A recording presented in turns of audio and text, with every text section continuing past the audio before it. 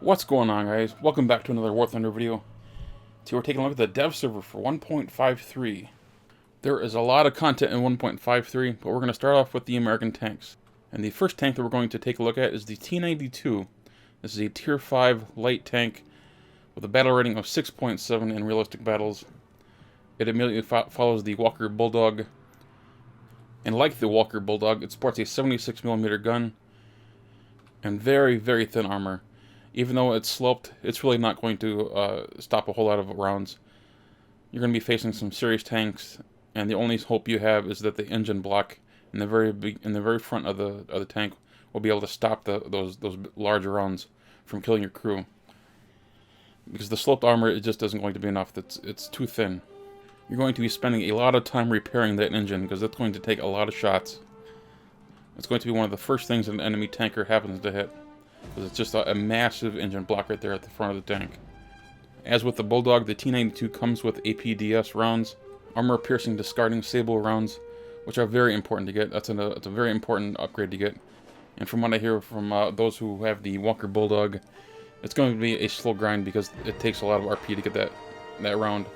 The initial rounds aren't very impressive, or so I've been told. I don't have the Walker Bulldog, so I can't offer any personal experience. I have to go off by what other people have said about their experience with the Walker Bulldog.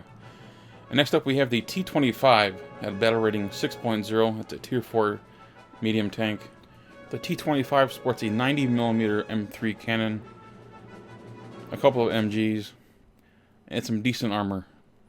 And of course on the front you'll notice some tracks have been added for additional armor protection in order to keep that crew alive. At a battle rating of 6.0, the T-25 fills that gap that desperately needs filling for American tanks in between the Shermans and the M26 Pershing. The T-25's 90mm M3 cannon will come in handy when dealing with some of those larger, heavier tanks like the German Tigers and Panthers. There were some real-life battles in Tunisia where the American tankers just weren't happy with the 75 and 76mm guns. So within War Thunder, the 90mm is definitely going to help eliminate some of those larger tanks like the Tigers and the Panthers, for example. And next up we have the M26 T99, a 6.7 battle rating Tier 4 American tank. It of course is equipped with a 90mm M3 cannon, but that's not what everyone is talking about. It's all those rockets on top. That is a big selling point of the 1.53 patch, rockets. Lots and lots of rockets on tanks, and this is one of those new additions. You have 44 rockets as part of this rocket launcher system. You have 4 little pods of rockets. Each one has 11, giving you a ton of rocket power. And naturally, that comes at a steep price: 15,000 Golden Eagles. That is equivalent to 72 US dollars.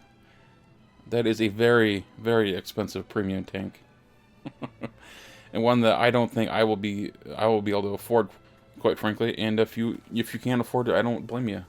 $72 is a very expensive price to pay for a single premium vehicle. But we all know one thing, and that is this will sell. They will sell like hotcakes, even at $72. There will be a lot of these in the battlefield, at least for a little while.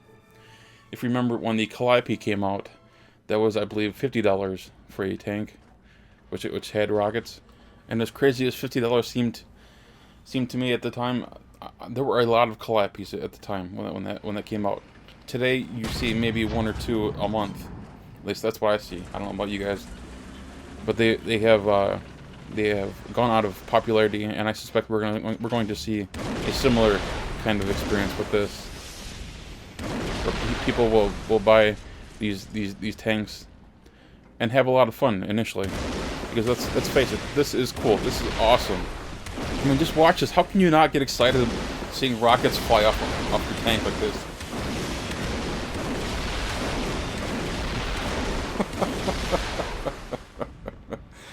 Oh my god! I mean, this is a fucking ball. But $72, that's a bit steep in my opinion.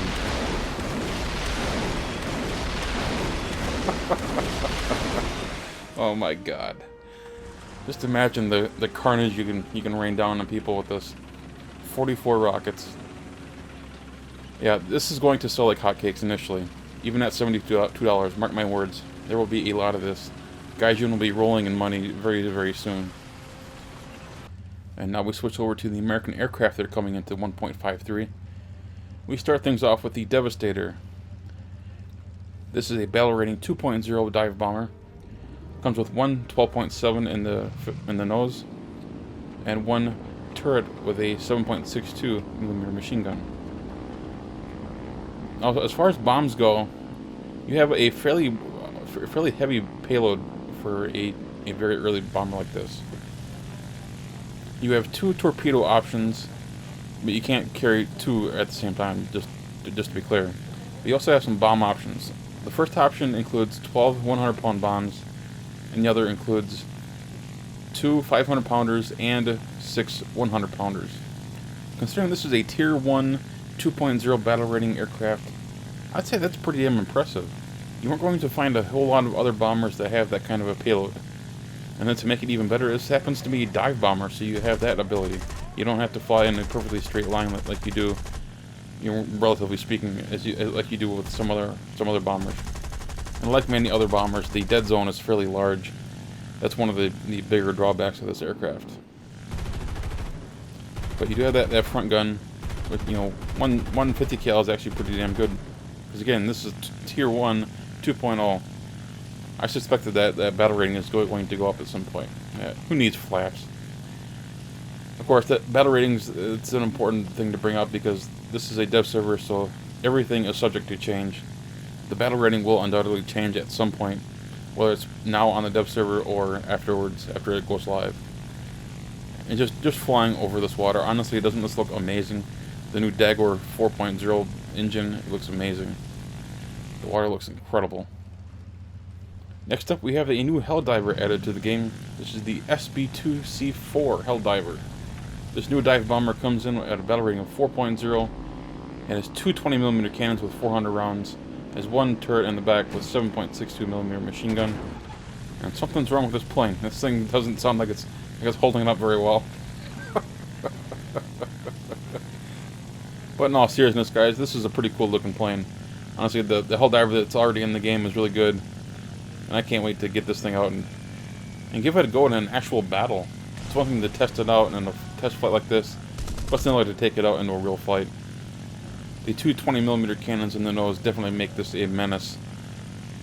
It can be a big threat not only in air battles, but of course when you add all those bomb and rocket options, you can take this into ground forces, and realistic ground forces, and you should be able to rack up some important kills. Next up, we have the P-38E Lightning. This is one of four, count them, 4 Lightnings that are being added to 1.53. However, as I speak, only 3 of those 4 are on the dev server. The 4th will likely be added perhaps to a later dev server patch, or maybe they'll just wait until they have the patch go on the live server. Either way, I'm really happy to see the Lightnings being added. The E model is one of the earlier models in the Lightning series. But no matter which Lightning we're talking about, they all look beautiful to me. I'm really happy to see all these added. And with that new Dagor 4.0 engine, it makes everything look just that much better. The way the light reflects off the metal surfaces is just beautiful. The E model comes with a 20mm cannon in the nose, as well as 4 50 cals, with plenty of ammo. You'll likely run out of cannon ammo fairly quickly. 150 rounds tends to go pretty quickly when you get into a series of engagements. But with 2,000 rounds of 50 cals, I think you'll be pretty set.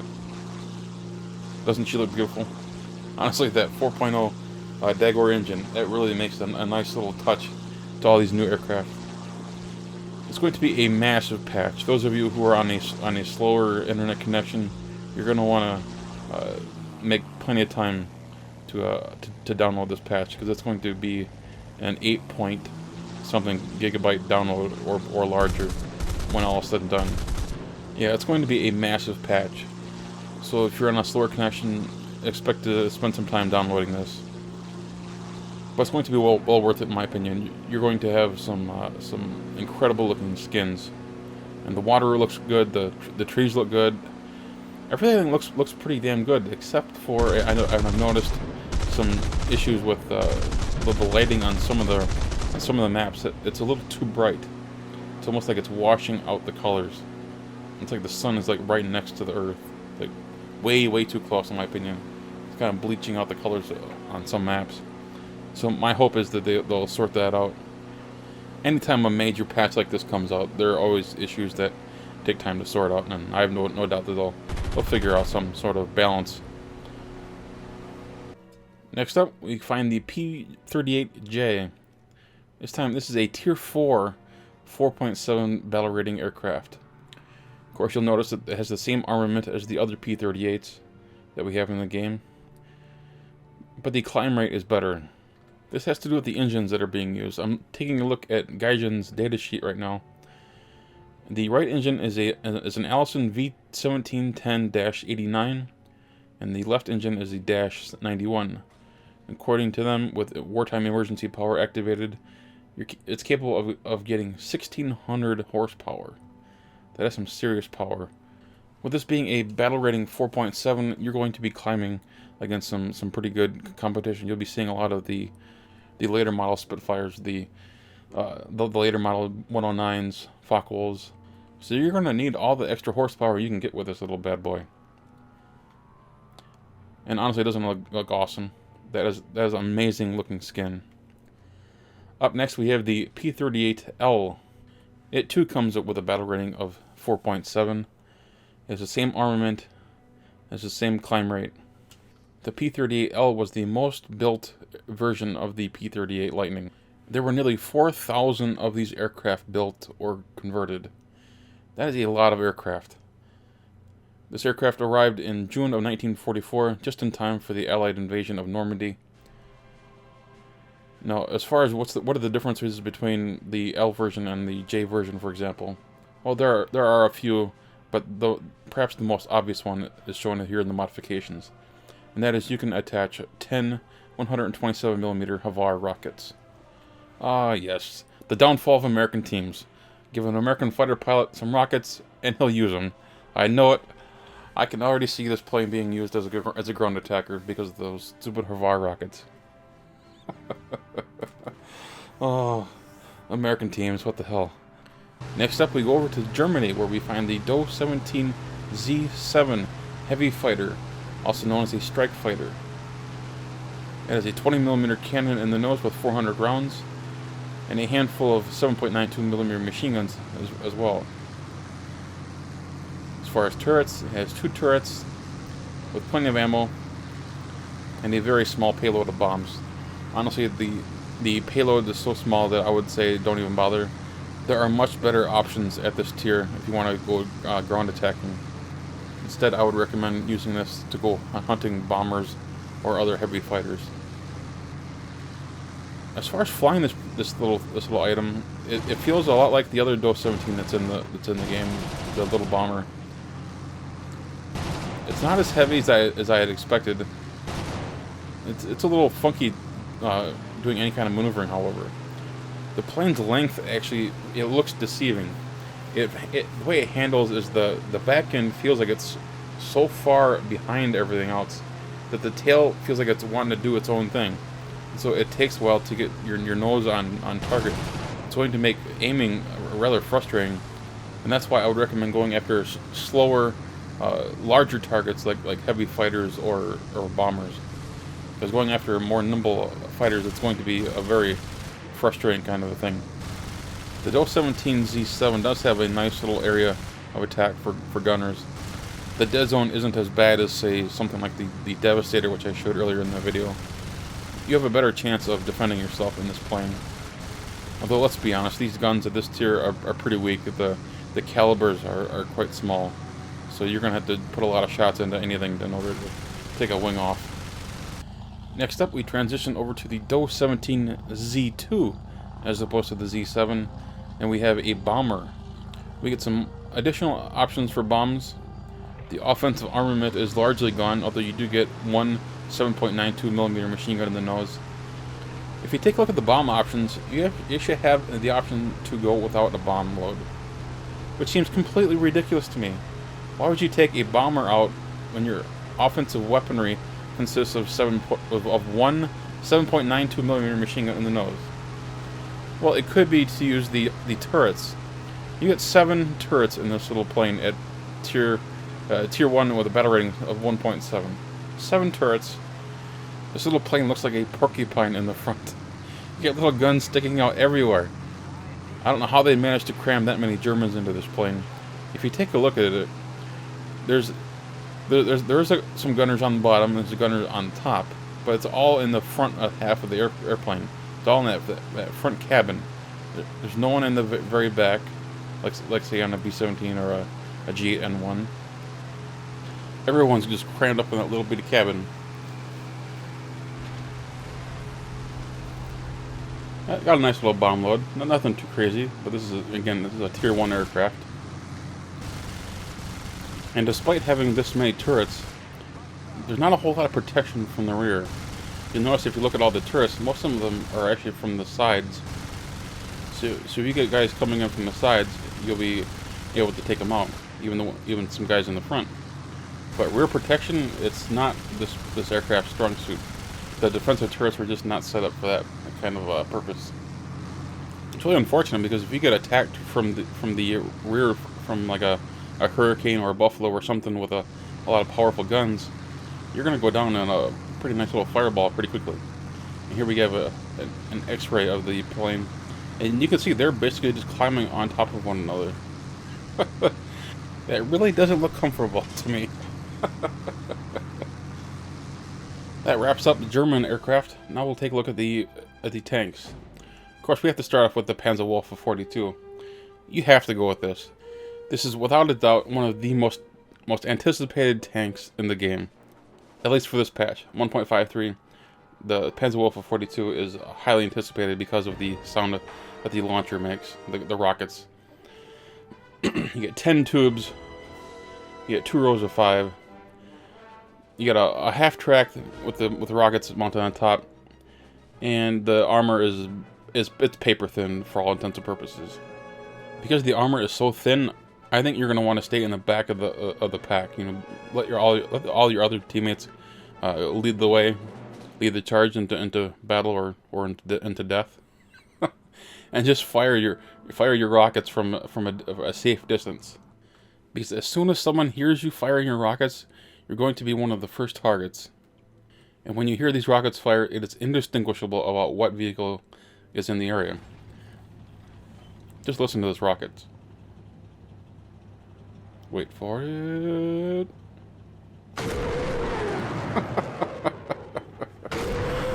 How awesome does that sound? Oh my god. And you know what, to Gaijin's credit, these are authentic sounds. I actually found some YouTube videos where they had some footage of these firing in real life, and this is exactly how they sound. It sounds like something out of Star Wars. It's amazing.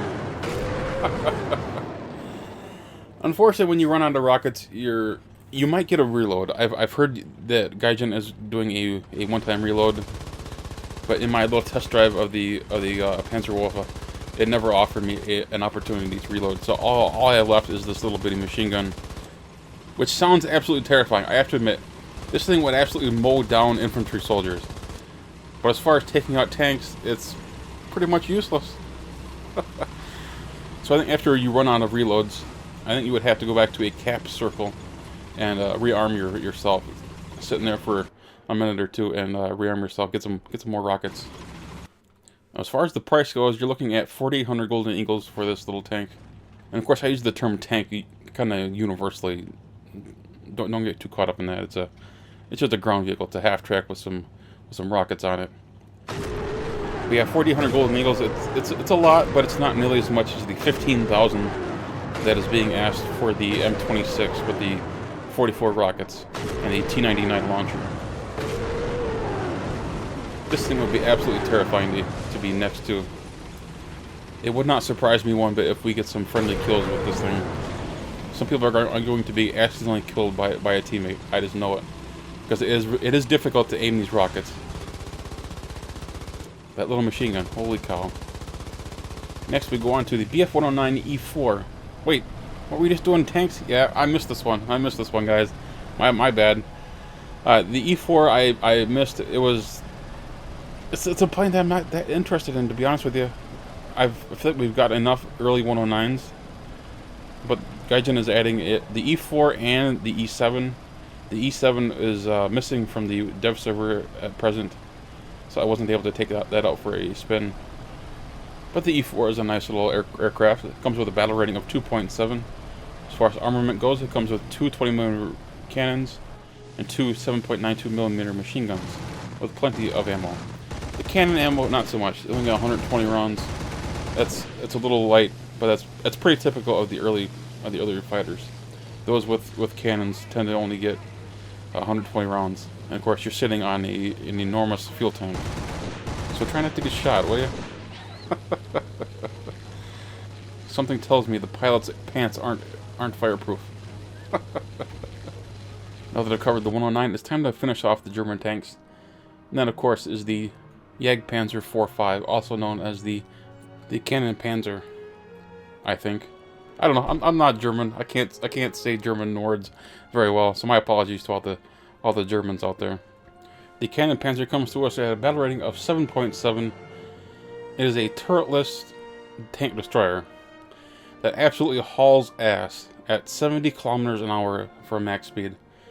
As you can tell, the armor is not great, even though it's got sloped armor. The armor thickness itself is not very thick. This thing it has a relatively low profile, similar to some of the other tank destroyers in the game. But really, it's going to be using its speed in order to stay alive. It's going to have to use its speed because it doesn't have the armor to deal with some of those bigger guns. And as you can see here in the X-ray, that is a monster cluster of shells. That's an ammo rack waiting to happen, I'm afraid. As far as shells go, the stock shell is going to be the APCR, which is not great. It's not useful for one-shotting tanks. It tends to be very good for punching holes in tanks, but not killing crew members with one shot. So I can imagine that the stock grind is going to be a little challenging, a little frustrating, until you unlock that Heat FS round. And now we turn our attention to the Russians, where we find the premium BM-824 tank destroyer. This is a Tier 1 premium with a battle rating of 2.3. Yes, this is another tank with rockets. You'll notice a theme with this patch. Lots of rockets. Lots and lots of rockets. The BM-824 is basically a T-60 chassis with an RS-Zeo rocket launcher attached. It comes with 24 82mm M8 rockets. And this should cause some serious havoc at low tiers. This is going to be some carnage, shall we say. Now, admittedly, 3,850 Golden Eagles does sound like a lot, especially for a Tier 1 tank. But we're paying a premium, quite literally, for having access to a ground vehicle with rockets. Now, the rockets, they're not very large, but they could do some serious damage. Let me look at them. You get 24 little bitty rockets. And they are little. I mean, they look cute, but my God. Just listen to them.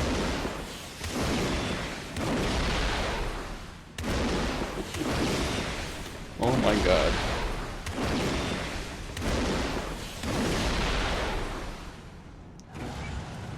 There is, of course, no other gun. There's no machine gun or cannon on here. All you have is the rockets.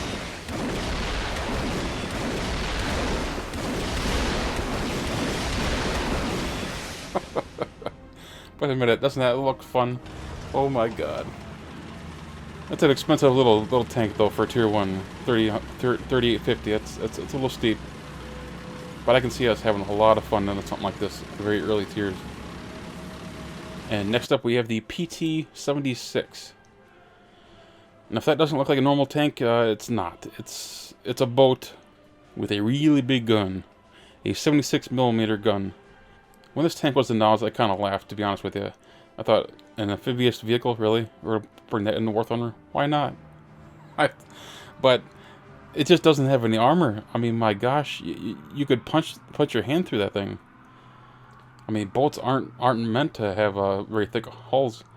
And when I did the X-ray, I have expected to find a fishing pole and tackle box stuffed away in there. I mean, my God, what are you going to do? This is a battle rating 5.7. It does have a good gun, but it doesn't have any armor. And it's not particularly fast. And right now, on the dev server, the amphibious aspect of the tank does not work. Unfortunately, we can't take this out on a river or a lake or whatever and do anything with it, because you'll end up sinking like a tank. Because that's basically what it is. The little floaties don't work, I guess. Yeah.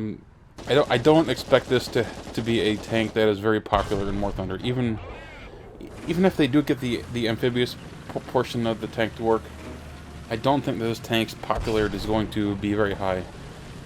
Generally speaking, people tend to like heavy tanks. They like to have the armor to be able to repel shots. You're not going to repel anything in this thing. It'll take every hit. It'll go right through the armor. The turret traverse is not particularly fast. And of course, being a Russian tank, the gun's depression is terrible. You're just not going to be able to shoot at anything below you. So, I'm not all that excited about this tank. It sounds cool, you know, the amphibious aspect. It sounds cool that you'd be able to float across a river or a lake or whatever. But I just don't see a very practical use for this tank. It's not really fast enough to beat some of the other tanks out to a cap point.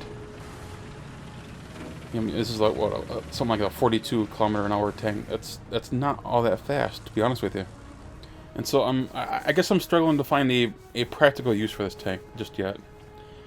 Maybe I'm wrong. If you guys have an idea, shoot a comment in the section below. I'm curious what you guys think of this tank and how it could be used, because I'm not seeing it being a particularly useful tank. And now it's time for the Russian aircraft. We first take a look at the Yak-9B, which admittedly sounds interesting. One of the most distinctive aspects about this aircraft is what you just saw just a second ago. We have vertically mounted bomb tubes mounted directly behind the pilot. The Yak-9B is a Tier 2 battle rating 3.0 fighter. The Yak-9B comes with a pretty standard loadout as far as armament. You have a 120mm cannon and one 12.7mm machine gun. All of that is fine and dandy, but really, what this plane is all about is the bombs. Are you going to use bombs in your fighter in realistic battles? Probably not. But you might at the end. Think of all the battles you've played where we have one or two guys at the very end of a match that are running.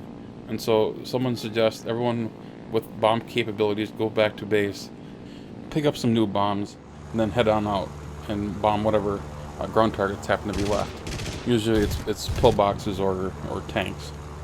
And then that's one way to win the game, because you don't always want to wait for that last guy who's running around looking to make the game last as long as he can, being a little troll.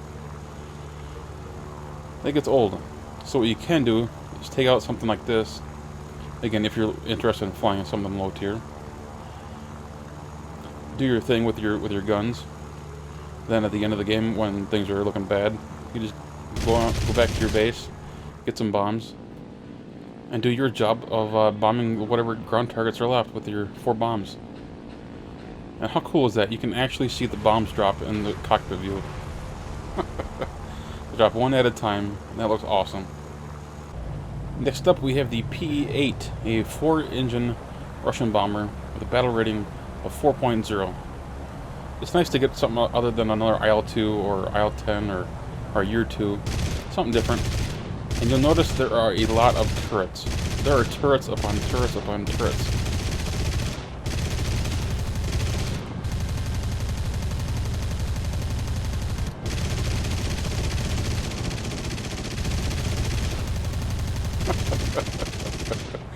That is a lot of firepower, is it not?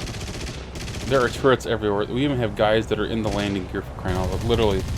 Here's an x-ray of this plane. You can see the 2 guys in the landing gear, for crying out loud. They're just everywhere. But what this does is this makes this thing a flying battleship. It reminds me a little bit of the G8N1, where you have turrets just everywhere. You have... It's like a flying fortress. It really is like a bit like the B-17 as well. The G8N1 and the B-17 are very, very similar in that respect. As far as bombs, you have a pretty large mixture of bombs at your disposal. You can take one 5,000 kilogram bomb, or you can take a bunch of little ones. In this test flight, I decided to take the big one, the one 5,000 kilogram bomb, and drop it on this poor little town. And look at it all crumble.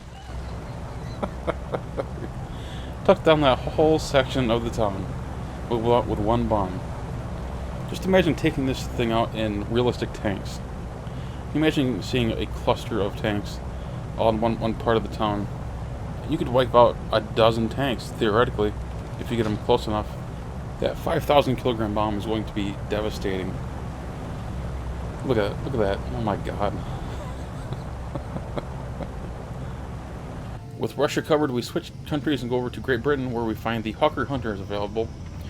I would have shown the British tanks, however they are not in the game just yet. My guess is they will be added to a later dev server patch. Or perhaps we'll have to actually wait until the server goes live, you know, the live version. Either way, I will bring more information on those British tanks as soon as we get it. But in the meantime, we have the Hawker Hunter to play with. This has been one of the most requested aircraft that I can ever recall. It's been one of those airplanes that everyone has wanted it. Just a matter of finding the right balance. Gaijin has had some difficulty in finding balance for those high-end jets, the F8, the F86 Sabres and the Canadair Sabres and what have you. So it was just a matter of time before this thing got added, and my god, it looks awesome. It has 4 30mm Aiden cannons in the nose, and yes, that is the same gun sound as the F2 Sabre. It's funny how many times the gun sounds have been changed, and it's only been just a matter of weeks. I believe the first time I heard the cannons, they were the German 30mm cannons, and they moved them to the Russian 23mm cannons, and now they changed them to the cannons that the F2 Sabre uses. So there's no telling where this plane's gun sounds are going. I'm somewhat surprised that they haven't gotten the actual sound of the Aiden cannons recorded just yet. I mean, they got the sounds for the Panzerwerfer 42 down. Why can't they record the sounds of the Aidens? So I'm kind of surprised that we haven't gotten those sounds incorporated into the game yet. But you know what? This is still very early. The plane hasn't gone in the live server yet, and there's still plenty of time. First impressions so far of this plane are that it is damn fast, but the length, it feels a little bit like how I described the what the hell is it, the DO 17 Z7. It feels like so long that the back section is wanting to do its own thing. It's gonna be a little bit challenging to get guns on target when you're going this fast, but my god, those cannons are amazing. This thing is fast. As far as fighting styles, this has got to be a boom and zoomer. This thing does not feel like it wants to turn at all. The elevator doesn't feel like it's got a whole lot of elevator authority. So my guess is this is going to be a boom and zoomer, just like a Sabre tends to be. And as you can see, they do have the air brake working, so that's always a nice little sign. We're getting very close to this patch going live. I would imagine we're only a couple of weeks away. And there's no doubt whatsoever in my mind that this is going to be one of the showcases of the 1.53 patch. That, along with the British tanks, that's really going to be exciting to get a chance to look at. I do have some information on the British tanks, of course. We have some basic information. We know generally what they are, but we just don't have a whole lot of in-game screenshots and video of the tanks. In case you're curious about how much the premium British tanks are going to cost, and the only tanks that have been announced so far are the premiums, go ahead and check out that link in the upper right hand corner of this video. That will take you to another video that I did where I uncovered the pricing of the British tanks well in advance of them actually being available for purchase. I love that gun. Honestly, the sound is awesome. Of course, you got 4 30mm cannons. This is going to be a lot of fun. It's going to be quite a grind too, but at the same time, it should be a lot of fun to play. Anyway, with the British tech tree done, we're going to transition over to the Japanese tech tree, and there's only one aircraft. That is the A7 M1. Now, as a fan of the Japanese, I was a little disappointed that we didn't get the A7M2. But at this point, I'm willing to accept whatever we can get. You know, we don't get a whole lot of Japanese aircraft. So if it's a premium, that's fine. And this happens to be a premium. It costs 2,190 Golden Eagles. It is a Tier 3, battle rating 3.3. And right there, that got my attention. Golden Battle Wagers, baby. This could be just perfect for Golden Battle Wagers. You could easily get your money back. 2,190 Golden Eagles. That's, if you complete one of these standard Golden Battle Wagers, that you will be credited with 1,000 Golden Eagles. So just do some simple math, and you can easily make your money back, so to speak, within just a couple of Golden Battle Wagers. I have like 7 or 8 of the various Golden Battle Wagers. There are 3 different types, and each type has a certain amount of wins that are required. The most challenging of which requires 3 kills and something like 25 victories without getting more than 2 losses. So that's going to be a challenge. I've been looking at various planes to figure out what's like the best plane for me and completing the Golden Battle Wagers. So far, I haven't had a whole lot of success. Not that I've been all that dedicated. You know, I'm sitting on 7 or 8 of them, so I haven't been too proactive. The A7M1 comes with 2 20mm cannons and 2 13mm machine guns, all of which are mounted right in the wings. And my god, does that not sound terrifying?